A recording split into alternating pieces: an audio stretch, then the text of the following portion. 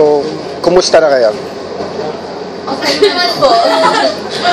So, anong bago sa inyo? Bagong, aside sa Karanina, meron ba tayong bagong mga pinopromote? Wala naman. Di ba na album? Tapos na po yata. Ito, hindi. Sige, ano na lang. Papasalamat na lang. Tapos tumatang sa mga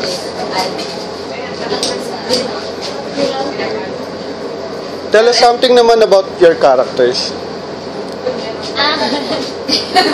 Nauna ka, di ba? Si Ana po, yun nga po, si Ana talaga, bait lang sana, sobrang mahal na yung nanay niya na kaya niya gawin lahat para sa nanay. Si Ana yung, sige, apihin niyo lang siya, yun na yun. Si Karen po, ano lang siya, babaeng bakla, pero puso mo. Yung kapag yan, mabilis siya maapektuhan ng mga. Ay, kala ko bukas pa. Pero hindi niya pinapit. Ito, ano yung masisira? At saka ano siya, medyo nakamusuan na siya sa pagiging hysterical kay Ate. Yun. Ayun, si Nina, ang bago lang kay Nina, medyo bumabay. Yes. Hindi, mabait naman siya. Kaya lang ngayon, mas naging approachable na siya kay Ana at kay Karen. Kaya malapit na kami maging friends. As in, yes, close friends na nagkakampi na walang mawala. Kaya malapit na. As fellow artista, anong masasabi nyo sa bawat isa? Ay, naku, agad-agad. Ang dahil wala na. Ikaw po na. Balik na si Nina. Hindi. Kasi kasi po, wala, ang ganda po kasi sir, kasi yun na po, yun yung maganda. Kasi nagkasundo-sundo agad kami, so wala na masyadong problema. Si Crystal na po yung problema. Hindi, joke lang. Hindi kasi nung sa mga unang taping talaga, taping ni Crystal. So hindi namin alam ni Joyce kung paano siya kausapin, kung paano siya papaingayin. Pero wala pa po isang linggo, okay na siya.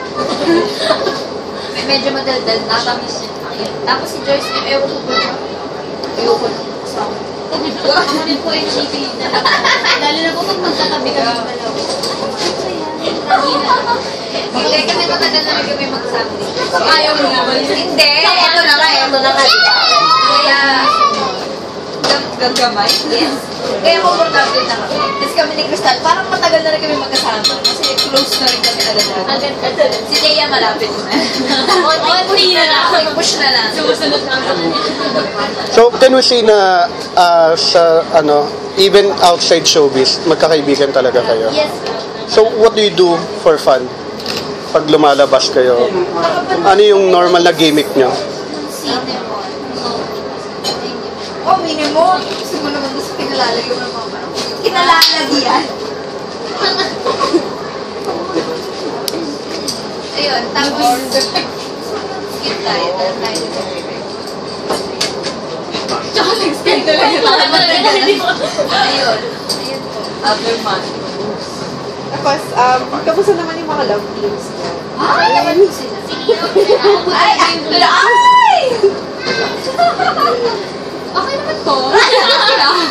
So, kaya ba parang nagiging less of an emo girl ka kasi dahil sa Kaya po mas nagiging emo.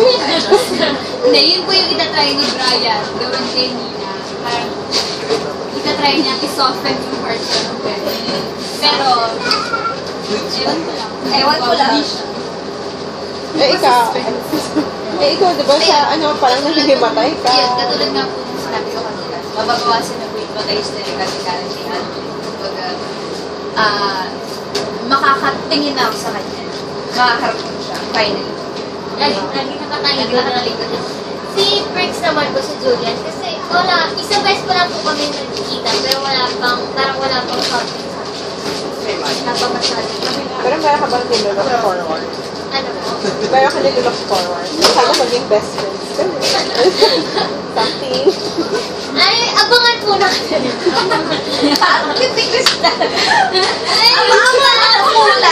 Abangan po. Sa bangs. Subok kita kay Julian. Meron question. Invite everyone to Oo, para abangan. Ano ba yung mga dapat namin abangan sa mga susunod na weeks? Dapat abangan niyo yung pang-apat na kung anong pangalan ng pang-apat na anak ka rin. Sige, sasabihin. Dito ako sasabihin. Hindi po sila palagi po nila akong inaawat. Wow! Hindi, ganyan po siya lagi. Lagi niya Una po ko. Pailalim eh. Pailalim. Ayun po. Gusto yung sarili. Pailalim. Manood po kayo palagi ng anak ka rin. Maraming salamat po sa lahat ng sumusuport po. Maraming salamat din po dahil makain ako sumusuporta kayo sa Anak Karenina. Oo nga eh. Kaya sana po patuloy niyo pa rin pong spoiler dahil mas marami pa po mas kabang-abang na kaganapan. May bago papasok na pang-apat na Anak Karenina. Alamin niyo po kung paano niya kung ano ang role niya sa aming tatlo, kung meron din siyang ka-love team, kung anong relasyon niya kay Lola Carmela, kay Lola Sernan, abangan natin lahat yan. At syempre sa amin dalawa ni Alvin, abangan niyo. Ayun, sa pang-apat na anak Karenina, abangan nyo kung siya na ba talaga yung tunay. Hindi natin alam. Si Hiro nga. Pero si Hiro Peralta po talaga yun. Feeling ko talaga namin siya talaga yung feeling ko. Siya po talaga yun. Abangan nyo.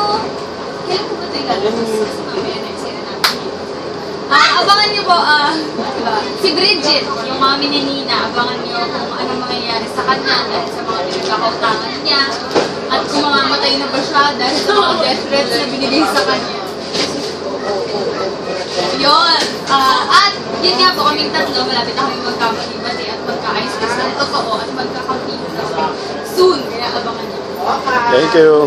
So sabi ni